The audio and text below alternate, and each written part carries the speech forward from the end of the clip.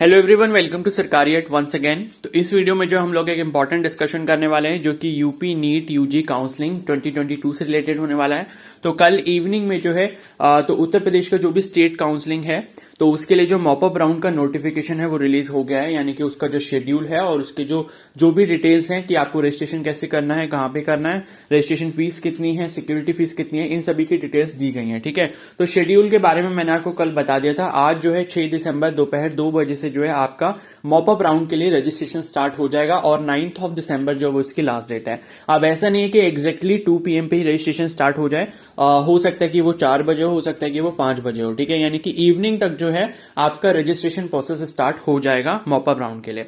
तो यहां पर इस वीडियो में हम लोग जो डिस्कशन करेंगे, जो मैंने प्रीवियस वीडियो में आपको बोला था कि इसके जो भी इंस्ट्रक्शंस है, सिक्योरिटी फीस और रजिस्ट्रेशन फीस, इन सबसे रिलेटेड, तो वो हम लोग इस वीडियो में डिस्कस करने वाले हैं जो उसी नोटिस में मेंशन किया गया है। ठीक है, और आप सभी से रिक्वेस्ट है कि चैनल को जो है जरूर सब्सक्राइब कर लें और बेल आइकन को प्रेस कर लें ताकि इससे रिलेटेड जो भी अपकमिंग अपडेट्स होंगे उसके बारे में मैं आपको इन्फॉर्म करता रहूंगा। ठीक है, तो यहां पर मैंने आपको बताया था तो 9th ऑफ दिसंबर जो वो उसकी लास्ट डेट है और चॉइस फिलिंग भी आप तभी तक कर सकते हो। ठीक है, तो आज जो है जब रजिस्ट्रेशन ओपन हो जाएगा तो आप जो है रजिस्ट्रेशन इवनिंग में कर लेना। उसके बाद यहां पर कुछ इंपॉर्टेंट इंस्ट्रक्शंस हैं, उनको हम देख लेते हैं। तो पहला है कि दिव्यांगता प्रमाण पत्र भारत सरकार द्वारा निर्धारित केंद्रों से जारी प्रारूप पर ही मान्य होंगे। ठीक है, तो कोई भी ऐसा कैंडिडेट है जो पीडब्ल्यू कैटेगरी से बिलोंग करता है तो उनका जो पीडब्ल्यूडी सब कैटेगरी का जो सर्टिफिकेट है वो वहीं का वैलिड होगा, जो मतलब इनके मेंशन किए गए सेंटर्स हैं। ठीक है, तो जो ऑथराइज सेंटर्स हैं वहीं का जो सर्टिफिकेट है वो जो है वैलिड माना जाएगा।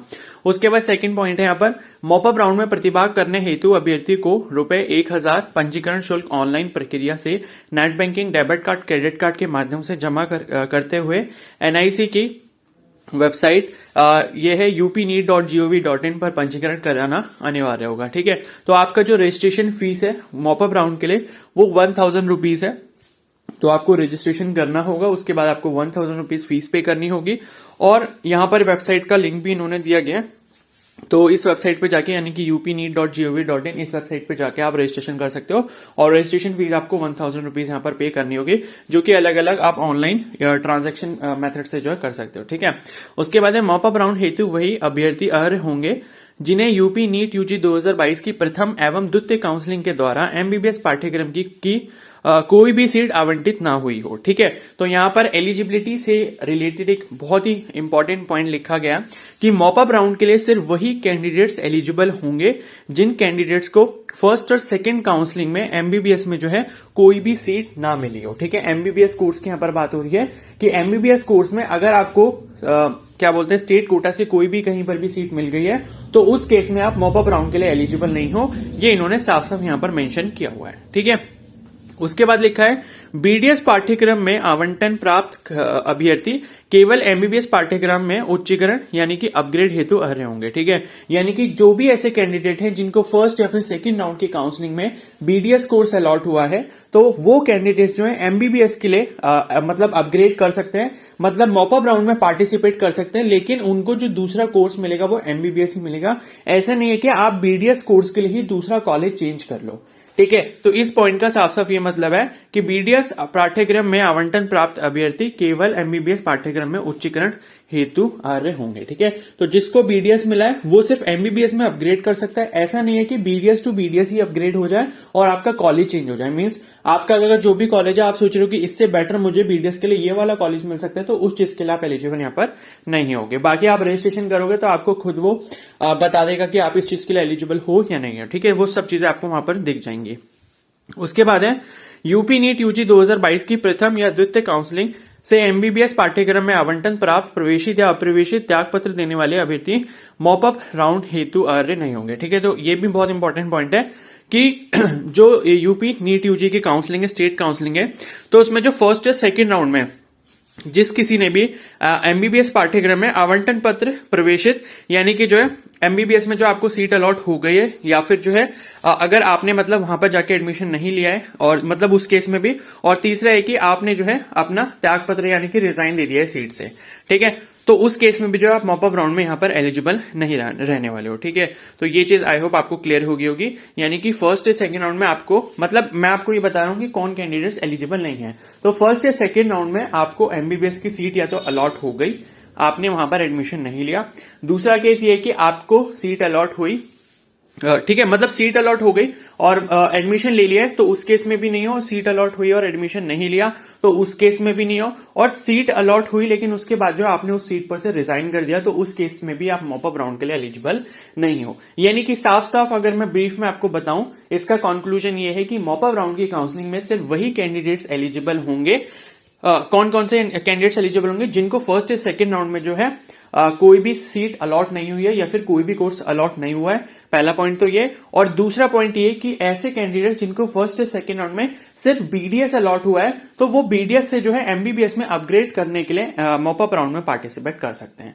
ठीक है, तो दो कंडीशंस हो गई पार्टिसिपेट करने के लिए, और बाकी जो पार्टिसिपेट नहीं कर सकते उनके बारे में मैंने बता दिया। यानी कि आपको या तो सीट अलॉट हो गई है, दूसरा केस आपको सीट अलॉट हो गई, आपने एडमिशन नहीं लिया, तीसरा केस ये है कि आपको सीट मिली थी, आपने जो है रिजाइन कर दिया। ठीक है, तो ये यहां पर तीनों पॉइंट्स पर आपको यहां पर मॉप अप राउंड में एलिजिबल नहीं माना जाएगा। ठीक है, उसके बाद है ऐसे अभ्यर्थी जो ऑल इंडिया कोटा अथवा अन्य प्रदेशों की काउंसलिंग से किसी भी मेडिकल कॉलेज या संस्थानीय विश्वविद्यालय में नीट यूजी 2022 के माध्यम से प्रवेशित हैं, वे मॉप अप राउंड हेतु अर्ह नहीं होंगे। ठीक है, तो ऐसे भी कैंडिडेट्स जो अदर स्टेट्स या फिर ऑल इंडिया कोटा से कहीं पर ऑलरेडी एडमिशन ले चुके हैं, वो भी यूपी नीट यूजी काउंसलिंग 2022 के मॉप अप राउंड के लिए एलिजिबल नहीं है। ठीक है, तो ये साफ साफ यहां पर मेंशन किया गया। उसके बाद है राजकीय क्षेत्र की सीटों हेतु रुपए 30,000, निजी क्षेत्र की एमबीबीएस पाठ्यक्रम की सीटों हेतु रुपए 2 लाख मात्र, तथा निजी क्षेत्र की बीडीएस पाठ्यक्रम की सीटों हेतु रुपए 1 लाख की सिक्योरिटी धनराशि ऑनलाइन प्रक्रिया से net banking, debit card, credit card के माध्यम से जमा किया जाना अनिवार्य है। ठीक है, तो जो आपकी स्टेट कोटा की सीट्स हैं उनके लिए जो आपको 30,000 रुपीज यहां पर पे करने होंगे, और जो प्राइवेट कोटा की एमबीबीएस सीट्स हैं उनके लिए 2 लाख रुपीस आपको पे करने होंगे, और जो प्राइवेट कॉलेजेस की बीडीएस सीट्स हैं उसके लिए आपको 1 लाख रुपीस पे करने होंगे एज अ सिक्योरिटी मनी। और ये सिक्योरिटी मनी आपको रिफंड हो जाएगा इन केस आपको सीट अलॉट नहीं होती है। लेकिन अगर आपको सीट अलॉट हो गई और आप अगर एडमिशन छोड़ देते हो, तो उस केस में आपको ये सिक्योरिटी मनी रिफंड नहीं किया जाएगा। इस चीज का आप अच्छे से ध्यान रखना। तो कॉलेजेस अगर आप जो भी सिलेक्ट कर रहे हो, चॉइस फिलिंग जब भी आप करो, तो इस चीज का ध्यान रखना कि जो मैं कॉलेज सिलेक्ट कर रहा हूं या कर रही हूं, तो मुझे वहां पर एडमिशन अगर लेना पड़े तो मैं ले लूंगी या ले लूंगा। ठीक है, तो इस चीज का बहुत अच्छे से ध्यान रखना। अदरवाइज अगर आप एडमिशन नहीं लोगे जहां पे आपको सीट अलॉट हुई है, तो उस केस में आपका जो सिक्योरिटी मनी है वो आपको वापस नहीं दिया जाएगा। और जहां पर आपको सीट अलॉट हुई है वहां अगर आप एडमिशन ले लेते हो, तो सिक्योरिटी मनी जो है वो आपको बाद में रिफंड कर दिया जाएगा। ठीक है, और ये सिक्योरिटी मनी जो है आपका बाद में ही रिफंड होता है, मतलब इसको आप मान सकते हो कि ऑलमोस्ट 3 to 4 months लग सकते हैं। ठीक है, तो इस चीज का ध्यान रखना, क्योंकि ऑल इंडिया कोटा में भी ऐसे ही होता है। ऐसा नहीं होता कि आपकी फीस में इसको एडजस्ट कर दिया जाए, ये बाद में ही रिफंड होता है आपका। वो सब लोग डेटा बनाते हैं कि किस किस को रिफंड करना है, कौन इसके लिए एलिजिबल है, उसके अकॉर्डिंग आपके बैंक अकाउंट में ट्रांसफर किया जाता है। ठीक है, उसके बाद है ठीक है, तो ये वाला हमने देख लिया। जिन अभ्यर्थियों द्वारा प्रथम व द्वितीय चक्र की काउंसलिंग में सिक्योरिटी जमा की गई थी और उन्हें किसी भी सीट पर आवंटन प्राप्त नहीं हुआ है, उन्हें पुनः सिक्योरिटी जमा करने की आवश्यकता नहीं है। ठीक है, तो फर्स्ट या सेकेंड राउंड में अगर आपने पार्टिसिपेट करा है और उस टाइम जो है आपने सिक्योरिटी फीस ऑलरेडी पे की हुई है और आपको जो है कोई भी सीट अलॉट नहीं हुई थी फर्स्ट या सेकेंड राउंड में, तो उस केस में भी आपको जो है सिक्योरिटी फीस जमा करने की जरूरत नहीं है। ठीक है, उसके बाद है हाँ, और यहां पर एक चीज ये बता दूं कि जो जिनको बीडीएस कोर्स अलॉट हो गया, अगर वो एमबीबीएस में अपग्रेड करेंगे और उन्होंने भी अगर सिक्योरिटी फीस पे करा है, तो उनको भी जो है मतलब कोई सिक्योरिटी फीस नहीं देनी होगी। ठीक है, जिन्होंने ऑलरेडी पे कर दिया और जो एलिजिबल है उनको नहीं पे करनी है।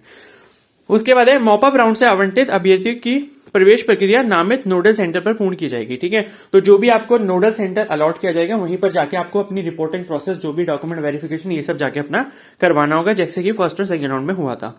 ठीक है, मॉप अप राउंड के निजी क्षेत्र के मेडिकल या डेंटल कॉलेज में आवंटित अभ्यर्थियों को प्रवेश के समय शिक्षण शुल्क का बैंक ड्राफ्ट जो महानिदेशक चिकित्सा शिक्षा एवं प्रशिक्षण Uttar Pradesh, director general medical education and training UP, payable at Lucknow के पक्ष में दे होगा, जमा किया जाना अनिवार्य होगा। ठीक है, तो यहां लिखा है कि मॉप अप राउंड में के निजी क्षेत्र के मेडिकल या डेंटल कॉलेजों में, ठीक है, तो जो आपके प्राइवेट कॉलेजेस होंगे, चाहे वो आपके मेडिकल यानी कि एमबीबीएस के लिए हो या फिर बीडीएस के लिए हो, तो उस केस में जो आपका फीस पे होना है, जो आपका कोर्स की फीस जो आपको पे करनी होगी, एकेडमिक फीस, वो आपके बैंक ड्राफ्ट के थ्रू होगी। और बैंक ड्राफ्ट जो है ये डीजीएमई पेएबल एट लखनऊ इस नाम पर आपका बैंक ड्राफ्ट बनेगा। ठीक है, उसके बाद निजी क्षेत्र के मेडिकल या डेंटल कॉलेजों में आवंटित अभ्यर्थियों को प्रवेश के समय कॉलेज की सिक्योरिटी, हॉस्टल, एवं विविध शुल्क नोडल सेंटर पर उपस्थित निजी क्षेत्र के कॉलेज के प्रतिनिधि को जमा कराई जाएंगी। ठीक है, तो वहीं जो आपका नोडल सेंटर होगा वहीं पे जाके आपको ये सब जमा कराना होगा।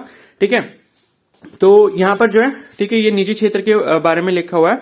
उसके बाद है, यदि कोई अभ्यर्थी यूपी नीट 2022 की प्रथम व द्वितीय चक्र की काउंसलिंग के माध्यम से बीडीएस पाठ्यक्रम में प्रवेशित है तो ऐसे अभ्यर्थी सिक्योरिटी मनी रुपए 2 लाख जमा करते हुए मॉपअप राउंड में प्रतिभाग कर सकेंगे। ठीक है, तो देखो यहां पर एक इंपॉर्टेंट पॉइंट लिखा है, लेकिन मैंने आपको अभी जो प्रीवियसली बताया कि जो बीडीएस से एमबीबीएस में अपग्रेड करेंगे उनको पे नहीं करना, लेकिन उसी के रिगार्डिंग यहां पर एक पॉइंट मेंशन किया गया है, वो मोस्ट इंपॉर्टेंट है कि अगर किसी को फर्स्ट या सेकंड राउंड की काउंसलिंग में बीडीएस ऑलरेडी मिल चुका है, बीडीएस अलॉट हो चुका है, तो ऐसे कैंडिडेट जो है वो 2 लाख रुपए जो है जमा करके मॉपअप राउंड में पार्टिसिपेट कर सकते हैं। ठीक है, यानी कि अगर बीडीएस से एमबीबीएस में अपग्रेड आप कर रहे हो तो आपको 2 लाख रुपीस की सिक्योरिटी फीस यहां पर पे करनी पड़ेगी।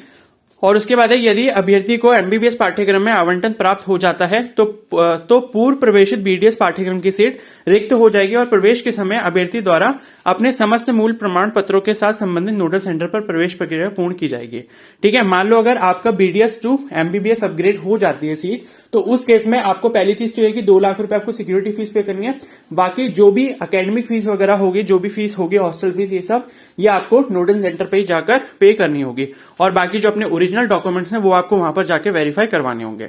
उसके बाद है, मॉपअप राउंड की प्रवेश प्रक्रिया के समय अभ्यर्थी को समस्त शैक्षणिक, जाति प्रमाण पत्र व अन्य आवश्यक प्रपत्र मूल रूप से प्रस्तुत करना अनिवार्य है, अन्यथा की स्थिति में आवंटन या प्रवेश पर विचार नहीं किया जाएगा। अगर आप अपने ओरिजिनल डॉक्यूमेंट्स और जो फीस वगैरह है वो सब अगर आप नहीं लेकर जाते हो तो उस केस में आपका जो सीट अलॉटमेंट है वो कैंसिल कर दिया जाएगा। और ऊपर भी यही बात लिखी है कि अगर आप जो है मतलब अपग्रेड करते हो बीडीएस टू एमबीबीएस, तो उस केस में भी अगर आप अपने ओरिजिनल डॉक्यूमेंट्स नहीं लेके जाते हो, वहां वेरीफाई नहीं करवाते, तो उस केस में भी आपका सीट अलॉटमेंट कैंसिल हो जाएगा। उसके बाद है, अन्य महत्वपूर्ण सूचना एवं विस्तृत विवरण वेबसाइट upneet.gov.in या फिर dgme.up.gov इस पर देखी जा सकती है। ठीक है, तो यही मतलब ये 2 वेबसाइट्स हैं, इन पर आपको जो भी अपकमिंग इसके नोटिफिकेशंस होंगे उसके बारे में आपको इन्फॉर्मेशन मिल जाएगी। ठीक है, तो ये आपके कंप्लीट इंस्ट्रक्शंस हैं यूपी नीट 2022 की काउंसलिंग के मॉपअप राउंड से रिलेटेड। ठीक है, एक बार मैं इसको फिर से ब्रीफ कर देता हूं, कौन कैंडिडेट्स एलिजिबल हैं वो मैं आपको बता देता हूं। तो पहली चीज तो ये, ऐसे कैंडिडेट्स एलिजिबल हैं जिनको फर्स्ट या सेकंड राउंड में कोई भी सीट अलॉट नहीं हुई है, तो वो मॉपअप राउंड में डायरेक्टली पार्टिसिपेट कर सकते हैं और उनको सिक्योरिटी फीस पे करने की जरूरत नहीं है। मतलब सिक्योरिटी फीस जो वो पे नहीं करेंगे जिन्होंने फर्स्ट या सेकंड राउंड में ऑलरेडी पे कर दी थी और उनको कोई भी सीट अलॉट नहीं हुई थी। ठीक है, दूसरा केस ये है कि मॉपअप राउंड में वो कैंडिडेट्स एलिजिबल हैं जिनको फर्स्ट या सेकंड राउंड में बीडीएस अलॉट हो गया है, बीडीएस में उन्होंने एडमिशन ले लिया है और वो चाहते हैं कि दोबारा मॉपअप राउंड में पार्टिसिपेट करके एमबीबीएस में अपग्रेड कर लें। सिर्फ एमबीबीएस में ही अपग्रेड होगा बीडीएस से एमबीबीएस में। ठीक है, और ऐसा करने के लिए आपको 2 लाख रुपए के सिक्योरिटी फीस जो वहां पर पे करनी पड़ेगी। ठीक है, 2 लाख रुपए की आप सिक्योरिटी फीस पे करोगे और उसके बाद जो है जैसे आपको वो सीट मिल जाएगी एमबीबीएस की, तो जो आपकी बीडीएस वाली सीट है वो वहां से वैकेंट हो जाएगी, ऑटोमेटिकली वहां पर आपका एडमिशन कैंसिल हो जाएगा। अब बात करते हैं कि कौन से कैंडिडेट्स एलिजिबल नहीं है। तो ऐसे कैंडिडेट्स एलिजिबल नहीं है जिनको फर्स्ट या सेकंड राउंड में कहीं पर भी सीट अलॉट हो चुकी है। ठीक है, और सपोज अगर आपने एडमिशन नहीं लिया तो उस केस में भी आप एलिजिबल नहीं हो। दूसरा ये है कि फर्स्ट या सेकंड राउंड में आपको सीट अलॉट हुई, आपने एडमिशन ले लिया, तो उस केस में भी जो है आप एलिजिबल नहीं हो मॉपअप राउंड के लिए। तीसरा केस ये है कि फर्स्ट या सेकंड राउंड में आपको सीट मिली थी, उसके बाद आपने रिजाइन दे दिया, तो उस केस में भी आप मॉपअप राउंड के लिए एलिजिबल नहीं हो। और बीडीएस मतलब फर्स्ट या सेकंड राउंड में जिसको सीट मिली है वो अगर बीडीएस की सीट है तभी वो एमबीबीएस के लिए मॉपअप राउंड में अपग्रेड कर सकते हैं। ठीक है, बाकी और कोई अपग्रेडेशन का यहां पर रूल नहीं दिया गया है। ठीक है, और सिक्योरिटी फीस के बारे में मैंने बता दिया। जो आपकी स्टेट कोटा की सीट्स है उनके लिए 30,000 रुपीज सिक्योरिटी फीस है, एमबीबीएस के लिए 2 लाख रुपीज है प्राइवेट के लिए, और जो आपकी मतलब प्राइवेट है डीम्ड यूनिवर्सिटी जो भी है, और उसके बाद जो बीडीएस प्राइवेट है उसके लिए आपकी 1 लाख रुपए की सिक्योरिटी फीस है। और बीडीएस से अगर एमबीबीएस में अपग्रेड करने के लिए मॉपअप राउंड में पार्टिसिपेट कर रहे हो तो उस केस में भी आपको 2 लाख रुपीज की सिक्योरिटी फीस यहां पर पे करनी पड़ेगी। ठीक है, तो ये आपकी कंप्लीट मैंने आपको एक बार फिर से ब्रीफ कर दिया।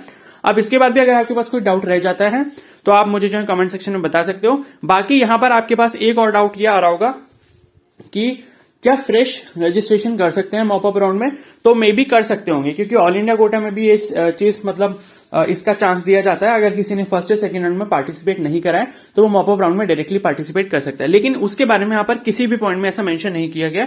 तो आपको जो एक बार लॉग इन करके चेक करना होगा, या फिर अगर इनका कोई पीडीएफ वगैरह इनका कोई इन्फॉर्मेशन बुलेटिन है तो उसमें आपको एक बार चेक करना होगा, ठीक है। वैसे हर जगह ऐसा होता है, स्टेट हो या फिर ऑल इंडिया कोटा की काउंसलिंग हो, वहां पर ऐसा होता है कि मॉपअप राउंड में पार्टिसिपेट करने दिया जाता है इनकेस आपने फर्स्ट या सेकंड राउंड में पार्टिसिपेट नहीं किया। मतलब फर्स्ट और सेकंड दोनों ही राउंड में पार्टिसिपेट नहीं किया, आप मॉपअप राउंड में डायरेक्टली पार्टिसिपेट करना चाहते हो तो आप कर सकते हो। आपको रजिस्ट्रेशन फीस, सिक्योरिटी फीस दोनों पे करनी पड़ेगी, ठीक है। और ऐसे भी कैंडिडेट्स एलिजिबल नहीं होंगे यहाँ पर मॉपअप राउंड के लिए जिनको ऑलरेडी किसी अदर स्टेट के कोटा से या फिर ऑल इंडिया कोटा से जो है फर्स्ट या सेकंड राउंड में सीट अलॉट हो चुकी है और उन्होंने वहां पर जाके एडमिशन ले लिया है, तो ऐसे भी कैंडिडेट्स एलिजिबल नहीं होंगे। तो ये आपकी कंप्लीट इन्फॉर्मेशन थी। आई होप मैं आपको एक एक पॉइंट को एक्सप्लेन करने में सक्सेसफुल रहा, ठीक है। इसके बाद भी कोई डाउट रह जाता है तो मुझे कमेंट सेक्शन में बता सकते हो, या फिर मुझे इंस्टाग्राम पे मैसेज कर सकते हो। मेरा इंस्टाग्राम का जो लिंक है मैंने कमेंट सेक्शन में पिन किया हुआ है, ठीक है। तो अगर ये वीडियो हेल्पफुल लगी तो प्लीज को जरूर लाइक कर देना, चैनल पर नहीं हो तो सब्सक्राइब कर लो और बेल आइकन को प्रेस कर लो। इसके रिगार्डिंग जो भी इंपॉर्टेंट इन्फॉर्मेशन होगी वो मैं आपको कन्वे करता रहूंगा। और कोई डाउट है तो या तो मुझे कमेंट सेक्शन में बता दो या फिर मुझे जो है इंस्टाग्राम पे मैसेज कर सकते हो, okay. So thank you and have a nice day.